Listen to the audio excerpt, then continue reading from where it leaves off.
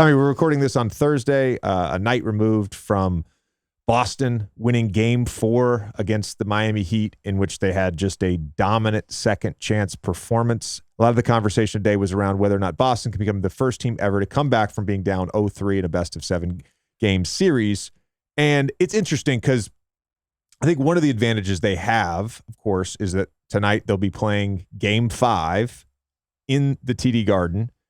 They've already won Game 4 in Miami. If they get to Game 6, I think the pressure ratchets up a little bit against, for Miami in Game 6 if we get there. And then, of course, a Game 7 at home. Anything can happen in a Game 7. We're one Grant Williams game away. 1-7-3 game away. You know what I mean? Here's the issue. I wanted to ask you about you talked after Game 4 about the good Boston individual defense and why that was a big reason why they won. But to the point about being home, they're currently 4-5 at home. I know. And even some of the games they've won, they haven't looked that great. So it's very weird because we've talked a ton on this show with guys on that team and on other teams about there being a legit home court advantage there. They clearly have great fans, but it hasn't seemed to make any difference in this playoffs. It's not just this playoffs. They have the most losses in 2 postseasons at home in NBA history. Bizarre. It's double digits. It really is bizarre. Because I do think it's a tough place to play. And truthfully, some of this is their inability to close games. You go back to Game 1, or not Game 1, but you go back to the first round, the Trae Young game winner, Game 1 against Philly, James Harden game winner, 2 blown second half leads, which were double digits against Miami in Game 1 and Game 2. The late game execution, it's still such a concern for me with the Boston Celtics. I will say this. For them to win 3 games in a row, well, it would have to be 4, but for them to win the next 3 games, you're going to need elimination game Tatum, 10 elimination games in his career. In those 10 games, after Tuesday night, he's now averaged 30 a game, little under 9 rebounds, 6.5 assists, and 44% from 3. So you're going to need that. And by the way, that all includes the whatever he was, the 3 for 17 start in Game 6, and then he turned it on in the fourth quarter against the Philadelphia 76ers. So it includes that game. Just monster performances when his back's against the wall. You're going to need 40% shooting, thereabouts, right? If you're the Boston Celtics as a team, they're 37-2 this season when they shoot 40% or better. So you look down their roster. Game 4 is a great example of this. Grant Williams hits 3 or more threes. Marcus Smart hits 3 or more threes. Derek White, Al Horford, all 4 of them 3 or more threes. They're going to need threes. And then on the other end, it's got to be about containing the basketball with Jimmy Butler and defending the 3-point line. And, of course, in Game 4, they did an outstanding job of that. Here's my question about them doing this. They're 7-1 when making 15-plus threes, 0-6 when making less than 15 threes. This is in the playoffs. In the last 14 games. Yeah. What are the chances that they make 15-plus threes 4 games in a row? Well, it's a good question.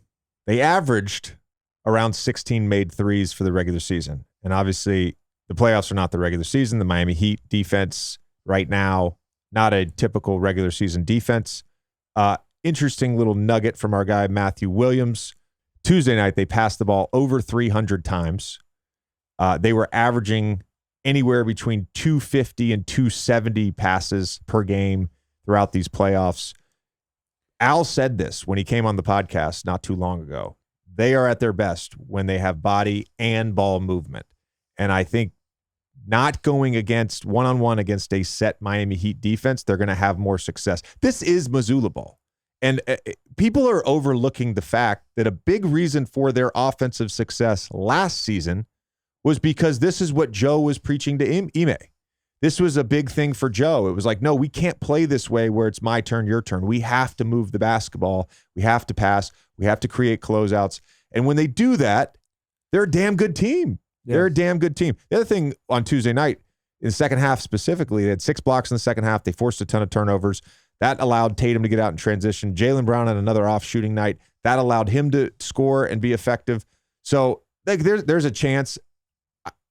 I feel like we are at this point sort of, I know I heard it today, this idea that when is the Miami Heat going to turn into a pumpkin? And I just don't buy that. They're a damn good basketball team. They've got a track record. They played well the last 6 to 8 weeks of the regular season. They beat the Milwaukee Bucks. They beat the New York Knicks. They got up 3-0 against the Boston Celtics. They're damn good. Yeah. It's going to be extremely tough to win Game 5, much less win games 5, 6, and 7. They also have forgetting Jimmy, forgetting Bam. They have guys like Kyle. They have guys like Duncan coming off the bench who've been here before, who had big games and moments like this before. And so this is a team that is battle tested. My question, before we get into some of the DraftKings stuff, you can't say Derek White because that's been your answer all the time. Who's the guy who steps up in Game 5 for either team? Who's the unexpected guy? Unexpected? Yeah. Well, I don't know that there's an answer. We're pretty deep into the playoffs, and we've all got a good feel for this series. For Miami, it's been Caleb Martin, who has played outstanding for them in this conference finals. Had a great first half on Tuesday night. Went 6 for 6 from the field. Caleb Martin seems like the guy. The one X factor to me is Max Strus. If Max Strus has a Max Strus play-in game when he hit 8 threes, if he has a big shooting night, Miami's tough to beat. So if he can be a guy that hits 6, 7, 8 threes, yeah, I'd probably lean heavily towards Miami. For Boston, I won't say Derek White. I'll say Grant Williams. For whatever reason, I don't know the exact reason. I've read that there was some slippage on defense or whatever it is, but he largely fell out of the rotation towards the end of the season. He's now had a good series, hit 4 threes on Tuesday night, has played good defense. He could be a big X factor for them. Updated championship odds as of today on DraftKings. This is Denver Nuggets at -210, Miami Heat at +360, Boston Celtics at +450. Obviously, Miami's still favored to win the Eastern Conference, -285. Boston at +225. I want to just point out the Miami Heat numbers. They were as high as +35,000 to win the NBA championship on April 11th and 12th. Someone could make a chunk of change. I mean, I wish I'd put $1 on that just to have a little floater. How about that? I mean, just incredible. So this largely has been an unexpected run. The other data I want to just point out is the NBA Finals MVP. Nikola Jokic just won the other night the Western Conference Finals MVP.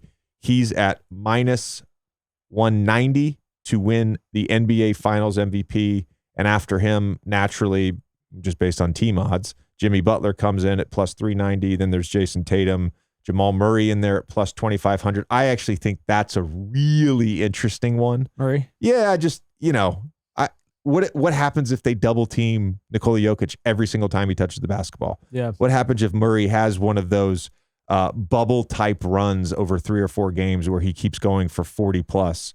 That's an interesting one. Jaylen Brown comes in next, and I don't think anybody else after that's really got a chance. The only other one I would mention is Bam at +3,500. And the only reason why I say that is I think if Miami, assuming Miami gets to the finals, if Miami wins the finals, it's going to be because they found some way to slow down Jokic. And if they find some way to slow down Jokic, we should note Jokic is 6-0 in his career against Bam. But if he finds some way to do that, it's going to be because of him. It's fair. And I would say this too. I'm a little torn on tonight because I think it'd be nice to have clarity and start prepping for this, potential Miami-Denver matchup. But I also love basketball, and I want to see games. And I think if Boston's able to pull it off and win Game 5, there's drama. Yeah, there's pressure. A lot of drama. There's heat on the Heat. I'll tell you the one thing. The one thing we don't want, which is what we've had in the last 2 games in this series, is the thing being decided by 20 points. Either way, we want some of this Denver, LA magic where it comes down to the last 3 minutes. It doesn't matter who wins. Gambling problem? Call 1-800-GAMBLER. In Massachusetts, call 800-327-5050 or visit gamblinghelplinema.org. In New York, call 877-8-HOPE-NY or text HOPE-NY 467-369.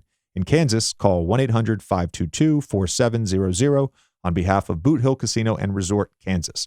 21 and over in most eligible states, but age varies by jurisdiction. Eligibility restrictions apply. See DraftKings.com/sportsbook for details and state-specific responsible gambling resources.